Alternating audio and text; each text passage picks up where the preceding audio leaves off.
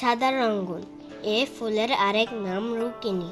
আমাদের দেশে এ ফুলটি সাদা রঙ্গন, শ্বেত রঙ্গন, সুগন্ধি রঙ্গন, গন্ধাল রঙ্গন নামে পরিচিত।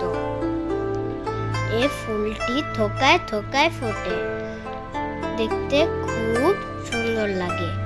বনসাই করার জন্য প্রথমে এর ভালো একটি অংশ আমাদের বেছে নিতে হবে।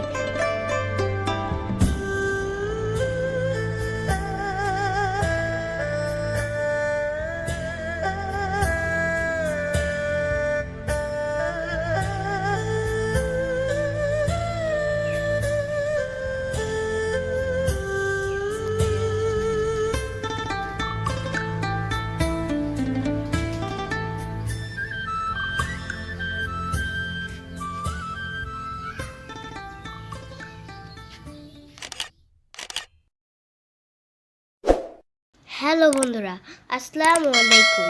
অনিক্স বনসাইয়ের পক্ষ থেকে সবাইকে জানাই স্বাগতম। বনসাই করার জন্য যে জিনিসগুলো আমার প্রয়োজন, মাটিগুলো আমাদের সুন্দর করে গঠন করে নিতে হবে। যেমন এর জন্য প্রয়োজন গোবর মাটি, কিছু অংশ ছাই, মোটা বালু, টিএসপি সার এবং অধিক ফুলের জন্য লাল পটাশটা আমাদের খুব প্রয়োজনীয়। এবং এর জন্য দরকার সুন্দর একটা টব। এই টবটি আমাদের নিজের হাতেই করা। প্রথমে এই মাটিগুলো আমাদের ছাঁকনি দিয়ে চেলে নিতে হবে গুঁড়া করে, এবং টপের যে ছিদ্র দুটো আছে সেটা আমরা একটা ঢেকে দিব, যাতে মাটিগুলো নিচে পড়ে না যায়। এবার আমরা আস্তে আস্তে মাটিগুলো দিয়ে স্তরে স্তরে সারগুলো দিয়ে দেব। এবং এর সাইডটা পানিটাকে ধরে রাখার জন্য খুবই কার্যকর ভূমিকা পালন করে, এবং সাইটের ভিতরেও অনেক রকম সার বিদ্যমান রয়েছে।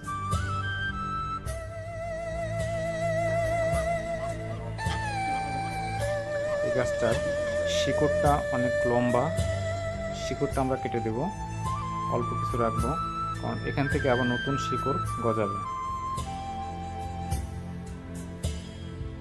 আমরা এটাকে সুন্দর করে টপের বারান্দায় অথবা বেলকনিতে রাখার জন্য মাটিটাকে সুন্দর করে শেপ দিতে হবে, এবং এই মাটিটা যেন পানি দেওয়ার জন্য পড়ে না যায়, কাদা না হয়ে যায়, তারপরে আমরা কিছু শ্যাওলা এর উপরে সুন্দর করে লাগিয়ে দেব।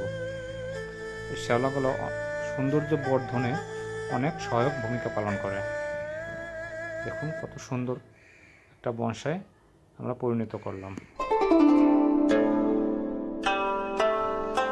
এরকম আরো সুন্দর সুন্দর ভিডিও পেতে চ্যানেলটি সাবস্ক্রাইব করুন, লাইক ও কমেন্ট করুন, এবং সবার আগে নতুন ভিডিও পেতে বেল আইকন চেপে দিন।